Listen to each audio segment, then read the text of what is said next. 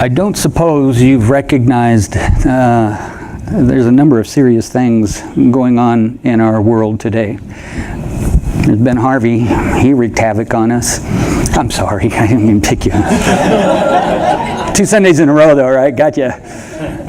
Now there's Irma, and then there's Jose, and then there's earthquakes, 8.0s, and how many were there? 141 earthquakes in Idaho here this last week, and on and on and on, and sound like the Grim Reaper here if I keep going on. But a couple of things here that we, if we are indeed saying that we're recognizing signs of the times, if you will, this could very well be. But I'm not saying that's necessarily so, but there's a lot of chatter going on. Is God trying to get our attention? And I don't see why not. Maybe it is good for us to be able to take a look at these things. But before we get started, I want to show you a 2-minute video. Do you need to dim the lights on that for the... Is there a light dimmer in the room? Thanks, Charlie. This 2-minute video, and I want you to see, when I first saw it, I think it, yeah, those.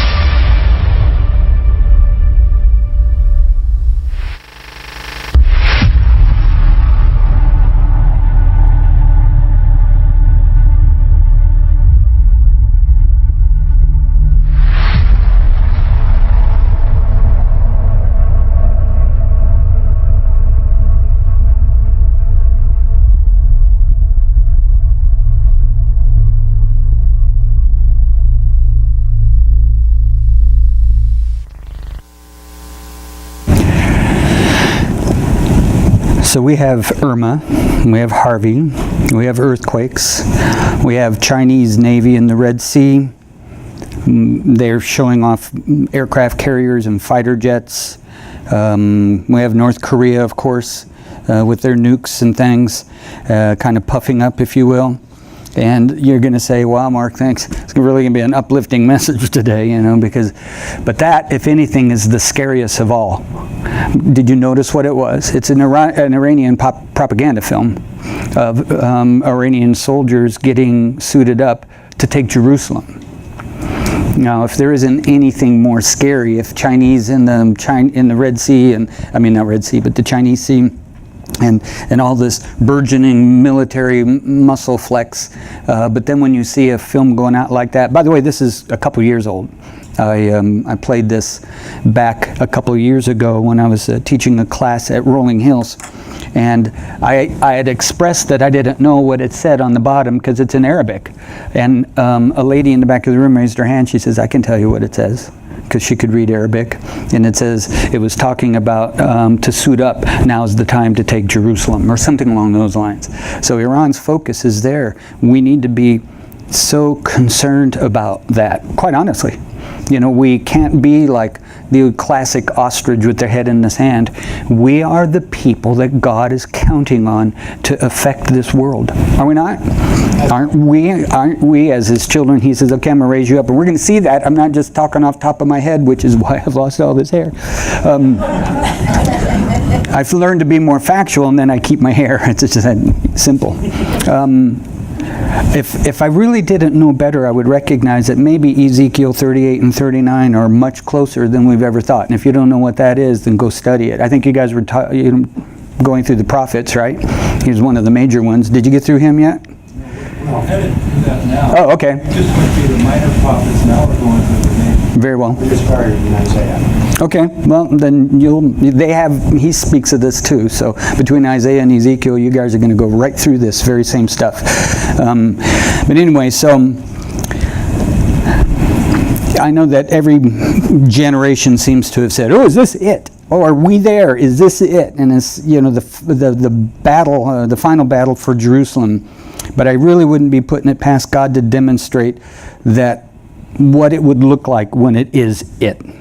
We're kind of getting sort of a taste of it, meaning the final battle, the return of Christ, that kind of thing. I find it interesting that I heard the phrase Armageddon, and then I'm sure before it was Harveygeddon, and then when we had snow, remember we had Snowmageddon and Snowpocalypse, and what was the one about the eclipse that you said it was? I said apocalypse. Eclipse, yeah. You know what's interesting? Armageddon, these guys are all talking about, oh my gosh, this is Armageddon. It's kind of the play on words for Armageddon. But where in the world is Armageddon even mentioned?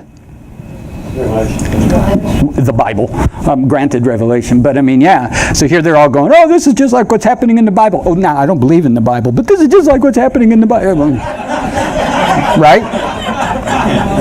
Also, you hear about the apocalypse, and this one I'm throwing in, okay? What does the apocalypse mean? It is. So people go, oh, it's the apocalypse. And I say, oh, you're talking about Revelation.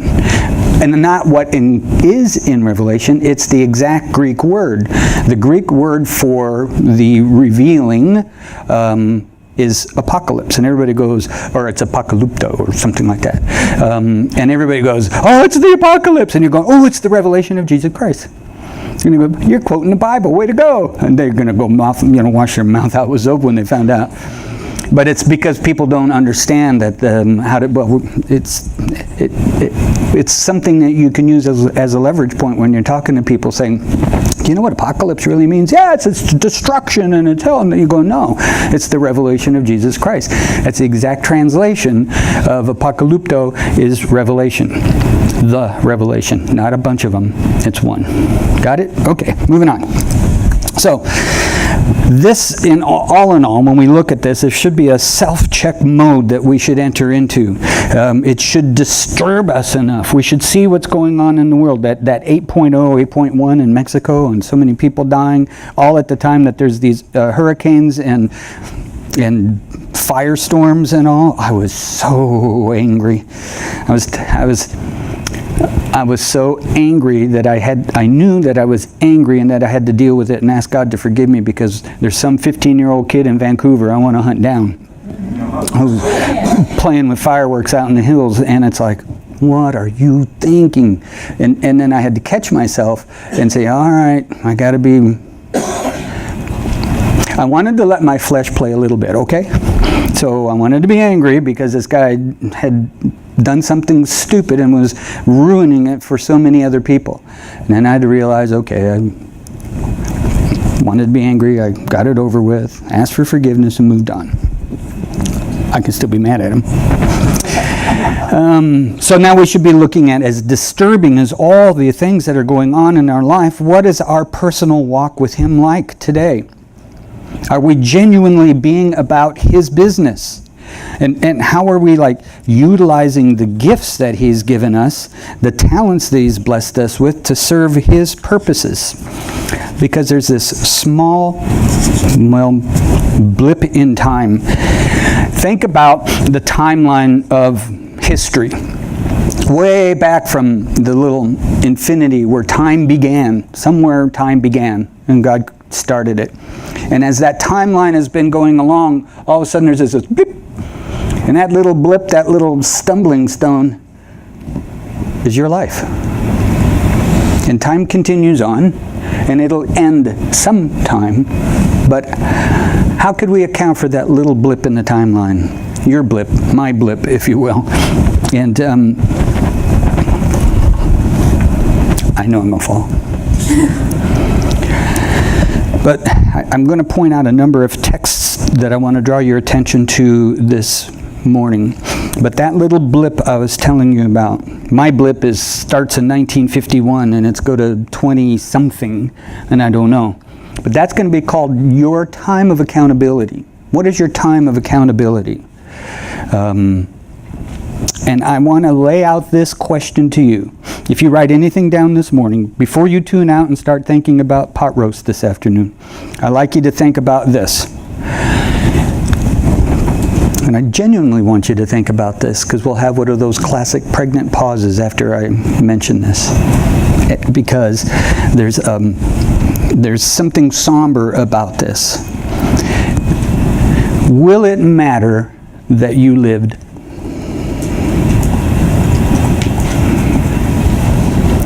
Will it matter that you lived?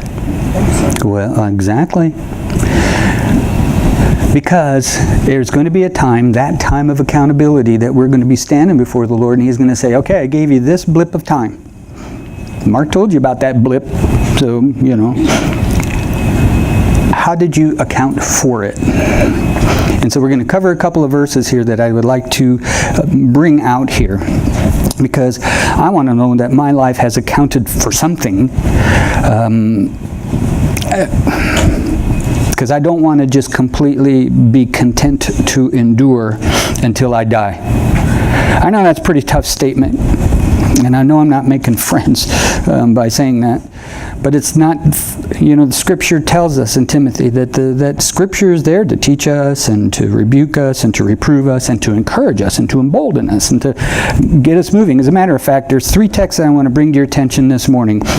They're very introspective in nature. It means that these are things to answer to God about, not to me or Pastor John or whoever's filling in at the time. It's a matter of you and God have got to come to terms on this. Let's open our Bibles to 1 Timothy chapter 4.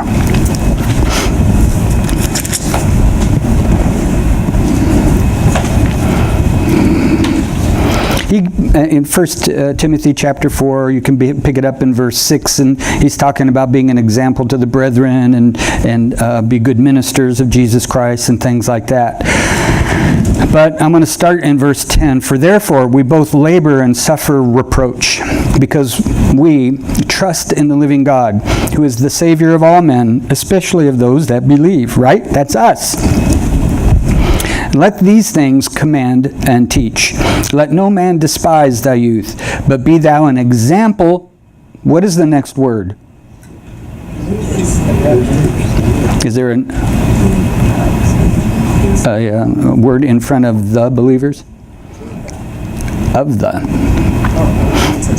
Technically it's, I know, but see, somebody may have translated it wrong. Be thou an example of the believers in the word, in word, in conversation, in charity, in spirit, in faith, in purity. And so Paul's telling Timothy, until I come, give attendance to reading, to exhortation, to doctrine. And here is the key verse. Neglect not the gift that is in you, which was given you by prophecy, with the laying on of the hands of the presbytery. Meditate upon these things, give yourself wholly to them, and thy profiting may appear to all. Take heed unto thyself and unto doctrine, continue in them, for in doing this thou shalt both save yourself and them that hear you. So is there anything in there you draw out of that? He's saying, neglect not the gift.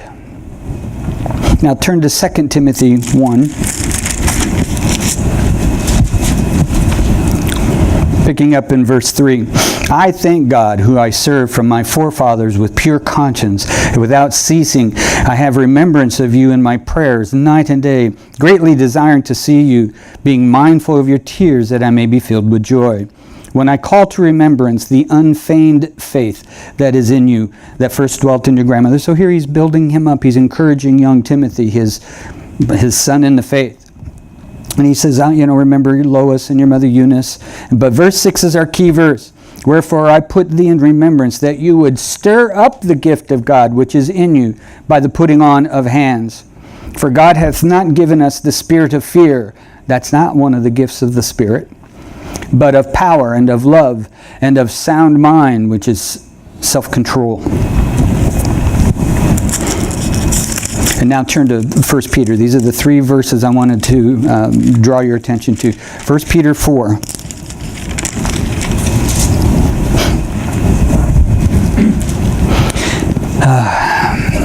Picking up in verse 7. But the end of all things is at hand. Boy, does that sound like, if you were really a doomsdayer, you might say, yeah, look at that. The things of all things seem to be coming to an end here. The end of all things is at hand. But be ye therefore sober, and watch unto prayer. And above all things, have fervent charity among yourselves, for charity shall cover a multitude of sins. Use hospitality one to another, without grudging. As every man has received the gift, even so minister the gift one to another, as good stewards and as the manifold grace of God. So we have 3 verses here, but I want to encourage you to do a word study on the word gift. It appears, I think, like 45 times in 37 verses. There's an emphasis in the word here having to do with gifts. And you're also going to discover, if you do your due diligence, I don't know if you've got one of those big concordances that you, or if you have the one that Ed has, when you show them your concordance. Yeah, it's like right there on the phone. It doesn't matter. If you start searching the words, you're going to discover there are 2 or 3 different translations of the word gift, the usage of the word gift. There's a couple that are just plain old pure gift. And there are some where it's talking about gifts that have been given to you that are more specific about what we're talking about here. The gifts like the gift of the Holy Spirit and the gifts that the Spirit has given us. Now, the Bible tells us that we've been given one or a multitude of gifts. And these are gifts from God for the good works for God, to do good works for God. You with me? He says, I'm going to give you a gift so that you can do good works unto me. And when you do, I'm going to reward you. Look at this. This is a God that says, I'm going to give you gifts to perform a service, to do maybe a multiple of gifts. There's people here that can play music and guitars and pianos and sing in public, which are none gifts that I have. I've proven that over the years. I remember many, many years ago in France, when I was living there as a younger child, we were asked, as all the American Army schools and stuff in France were asked to go to the chateau or the cathedral in Orleans. We were going to sing this Requiem Mass. Of course, I was young and I wasn't quite sure what Requiem even meant, as far as Requiem. But I learned it in Latin, and we were singing. We were in a room like this, and Mr. Henderson, our music teacher, was teaching us these songs in Latin to sing in this huge cathedral in Orleans. And we were in Fontainebleau, so we had to drive 80 miles south or whatever. And I remember he was doing, he kept doing this. He kept doing this. And he says, okay, let's sing another stanza. And he kept doing this, and he kept getting zeroing in. And don't you know, he gets right in front of me. You're terrible. Well, that's what I heard. I'm not sure that's what he said. So he made me go to the back of the room. And I know, it was very impressionable, and it taught me that I could not sing in public, and so I haven't since. But it's never stung. So I just knew that wasn't a gift. What can I say? That meant that I probably had another one somewhere else. And, so being a clown stepped in and it worked. So he turns around, he gives us a gift, and then when we use it, he blesses us for doing it, or for utilizing the gift that he gave us. For example, he blesses us with the gift of faith, right? So look at this, follow the logic. For it is by grace you have been saved through faith, and that not of yourselves. It is what? From? It's a gift of God. And of course, your salvation isn't by works, lest any man should boast. So God says, and this is what I can't wait to share some of this in Lyon, because they are ministering to a number of Muslims there.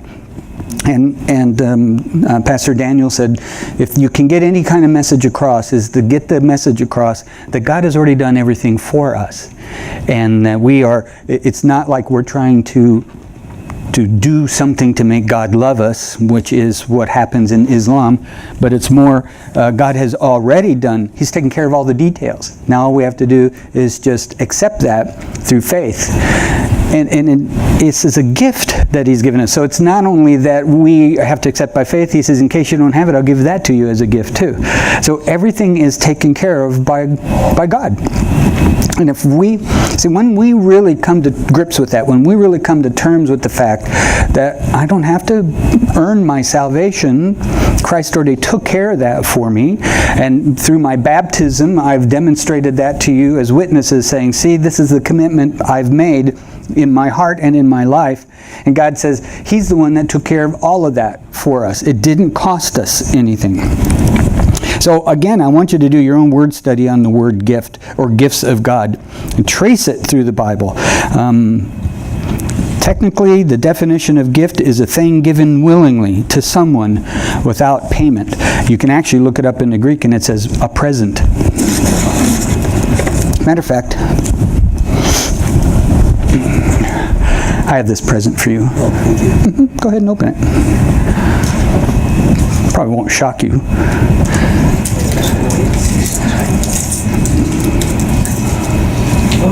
What is it? It's ink pen. It's a pen. It's a pen. He got a gift. Thank you. Now, if I said, can I have $5?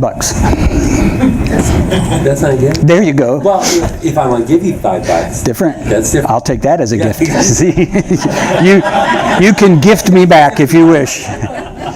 So, do you even know what to do with that gift? To write with it. Well, there you go. Yeah. So here's my question. Are you? Yeah. Yeah, so he's handed a piece of paper and he's diligently using his gift.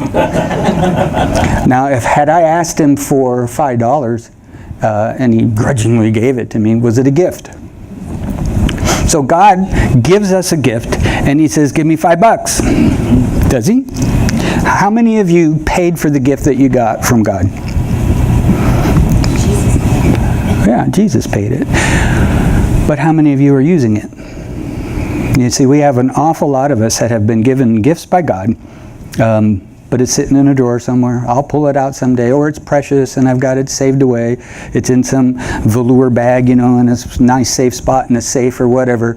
Oh, it's a gift from God. It's precious. I can't bring this out. Someone might want to steal it. Nobody can steal the gift that God gave you. You with me on that? It's safe. It's secure. He knows you well enough that he's going to give you the gift that is best going to suit you, that you can utilize it. And that's the key. Some of you have said, well, I think I can sing, or whatever it is, some gift that you think you may have, but you've never tried it out because you're like me, afraid to do it in public. But it may be something else. Maybe you write. Maybe you write songs. Maybe you can't sing them, but you can write them. I don't know what it is, but I'll guarantee you the day I walked into this room, the day that Tom was up here, before he asked me to come up here, I felt, here's a body of believers that can go out and set set fire to this valley in Newberg area and on out because of the flame that burns inside of you, but there's so many gifts that you're just sitting on them. They're not going out there and being used. Now you have to say, what can I do? Well, what if you say your gift is street witnessing, but you're afraid, or you don't know what the next step is? Well, come to Pastor John and say, you know what, I really think my gift is street witnessing. I'll guarantee you, he'll say, well then let's start a group. Let's utilize your gift. Someone else says, well, I've got a gift of something else. I'm almost sure, I don't know John well enough, but I'm almost sure he's going to say, if that's your gift, then let's utilize it. If he says, oh, well, sit on it, then we got problems. But if he says, go out and use it, and I'll help support you, and I'll say, and he says, let's get it going. What do you need from me to utilize your gift? That's what it takes. You need to know that, one, you've got the gift, and two, you're being supported. But can I tell you that even though the Bible says you've got one gift, or maybe many, I'll guarantee you that you have two gifts. Anybody want to challenge me on that? Okay, I'm going to tell you.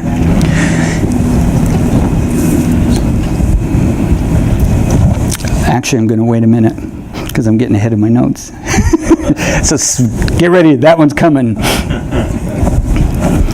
There's one thing I want you to know, Brian, that is when I come back in a couple of weeks, if I come back in a couple of weeks, if I choose to come back in a couple of weeks, I want to find out what you did with your gift. Okay.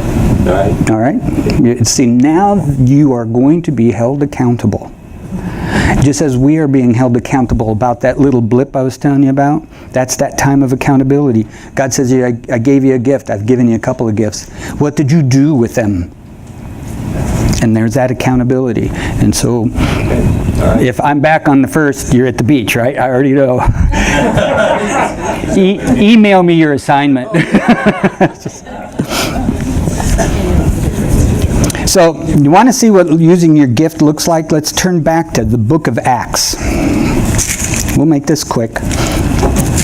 In Acts chapter 5, now we have to make this quick because it's it's 30 verses, so I just want to bring it to your attention. As a matter of fact, you guys just read this on your own, but verses 12 through 42, where you find that the apostles were being, actually there was a time where they, when you read this, you're going to discover, I can't believe Mark used this verse. Because when these guys defend themselves in court, they've been arrested, and Peter is speaking up at this particular point in time, and he says, this is what's happened. We've received this gift, and we weren't, drunk. We've received this gift of the Holy Spirit, and now we've been preaching the word. And they said, well, now don't go out and preach about them anymore. And they got beat. So it's like Mark's encouraging us to go out and use our gift, but here's the potential. We may wind up getting beat in the course of it. So they were willing. They said that we can't but not preach the gospel. And yes, there could be a potential downside to it. There could be a potential grief that the world is going to give you. You won't necessarily be arrested, but you may be thought of as fools or whatever, how the world treats us. But look, the apostles of the early church were willing to go before the Sanhedrin, and these people here that even other courts, and they were chastised for teaching the gospel. Isn't the world chastising us today, trying to eliminate God? And they even have the movement again to take the motto off our money, in God we trust and all that. They're trying to eliminate, but they can't eliminate you. And they can't eliminate the gift that's been given to you. To stand up, to step up, to be who you were called to be, and to utilize the gift that was given to you.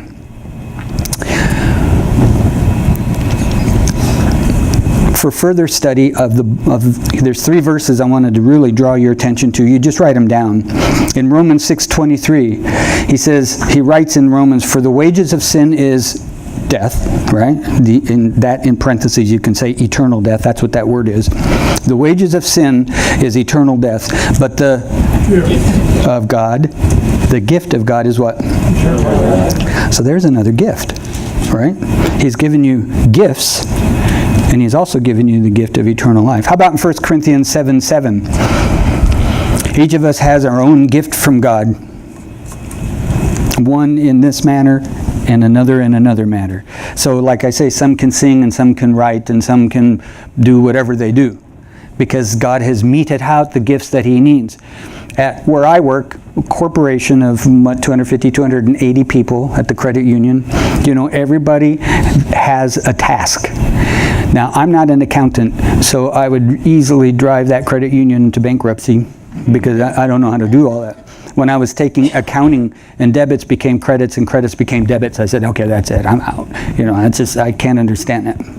So I went a different direction. So I'm not in accounting, and I'm not in a teller position. And it's like everybody that's in those positions has the talent to complete that. And it's an overall business that's growing. But how about the church? Each and every one of us have different talents, have different positions that God has put us into. And fortunately, Ed's not the bookkeeper for the church. See, he gave us the thumbs up. Because that's not his talent. At least that's what I understood. Yeah, and he confirms that. So anyway, the bottom line is each and every one of you need to recognize one last thing. 2 Corinthians 9:15. Thanks be to God for his indescribable. You got to know me by now. If I end a sentence with this pause, you fill it in. So thanks be to God for this indescribable. Hello. Who's the indescribable gift? In Jesus. Jesus says to the lady who's giving him water at the well, if only you knew the gift who was asking you to give you this water, he would speak to you of living water. So did I tell you you had at least two gifts? One is gift giving you a talent, a skill, or whatever. What's the other gift? Jesus. He even says himself, I'm a gift. And Paul says this indescribable gift. Can you describe that gift I just gave you? I can, yeah. What is it? It's cylindrical shape. Okay. It has a clip on it so it can go in my pocket. Okay. It also can be used to write. Yep. It also has a little push button. Primary mission is right. Mission, correct? right. Okay, So cool. I can be very descriptive. How excited were you about that? I was excited. I write, so. Were you can you describe your excitement? Well, see, I'm excited because I do a lot of writing. So I might write a story. Ooh. Because I have done that before. So that's a gift then. It's a gift. You've got a gift to use your gift. gift. Ooh, I like it. We didn't even plan that. It's like, but see, he described his joy. He says, oh, I was so excited. I get to use this now because I write. I have the gift of writing. I can write and everything. And Paul says the gift of Jesus is indescribable. How can I describe that? How can I tell you what the joy of having Jesus in my life is all about? Would you stand, please?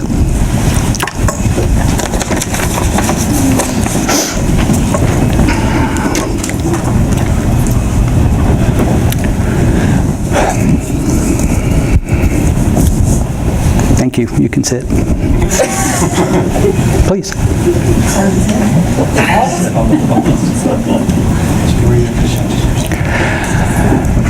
I want you to see something that just happened.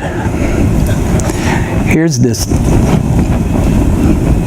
nobody nincompoop of a guy standing up here behind this little podium. And I asked you to stand, and every single one of you stood. Then I asked you to sit down, and with a little grumbling, natural church, but you sat, didn't you?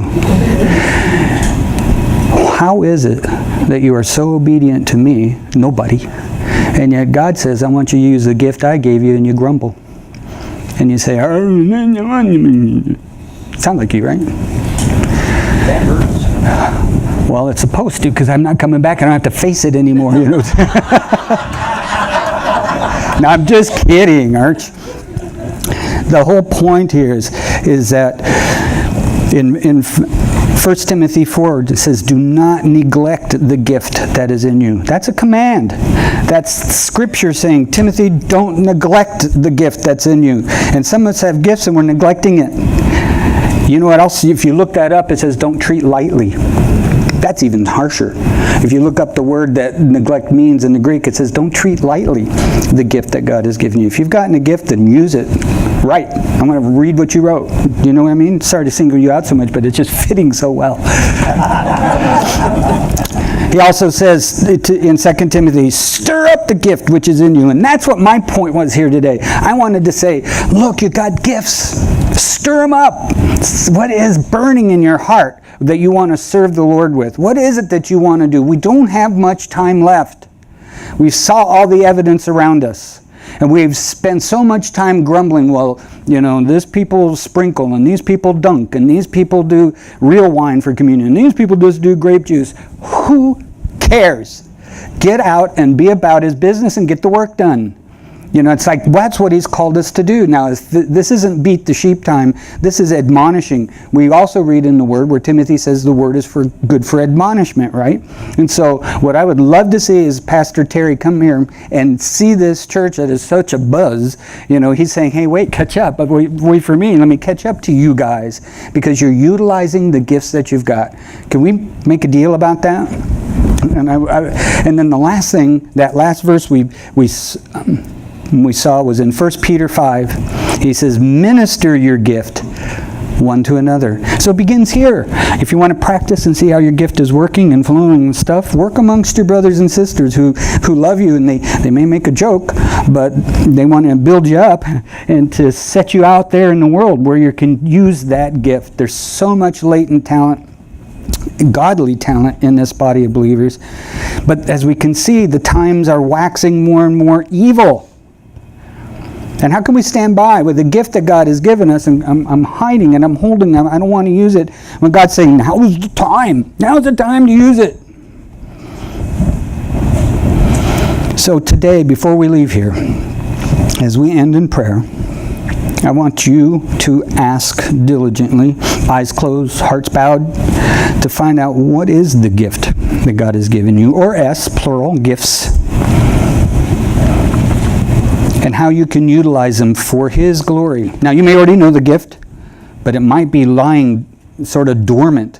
Have you ever seen something where it's just lying there and dust is piled up, and you went to pick it up and all this dust is flying? That might be where your gift is just lying on the floor and all this dust. Stir it up! It is past time for the church to stand up and to quit succumbing to the whips of culture and society. A time to stand for your faith, and that plain confirms it. Let's take the final thought here from Pastor David Jeremiah. He says, an important question for any Christian to ask. If you were standing on the threshold of eternity and looking back over your life, would you be able to see what your faith, see that your faith lives in others, and especially in family members? That was very probing in my heart and mind, because it was like, wow, does my family see my faith, and has it affected them at all? I'm going to read this. I've talked about it before. It's called The Dash. Have any of you read this before? It's a poem by Linda Ellis. I read of a man who stood to speak at the funeral of a friend. He referred to the dates on her tombstone from the beginning to the end. He noted that first came the date of her birth and spoke the following date with tears. But he said what mattered most of all was the dash between those years. For the dash represents all the time that she spent alive on earth, and now only those who loved her know what that little timeline is worth. For it matters not how much we own, the cars, the house, the cash.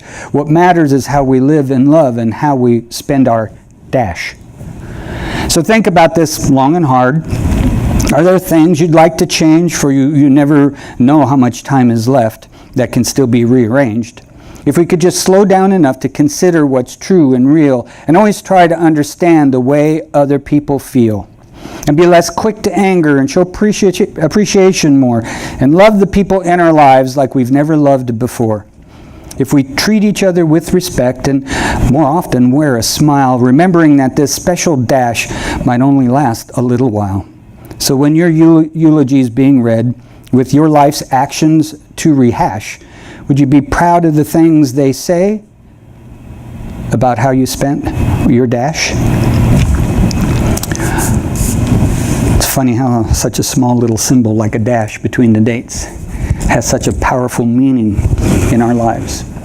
So let's pray as we close. And again, I really want to challenge you to, not to focus on the fact that Mark sounded strong up there today, or he really, upset me, but that you would say, you know what, God, it's evident in your word that there's something that we're accountable for. Now, what is it you want me to do?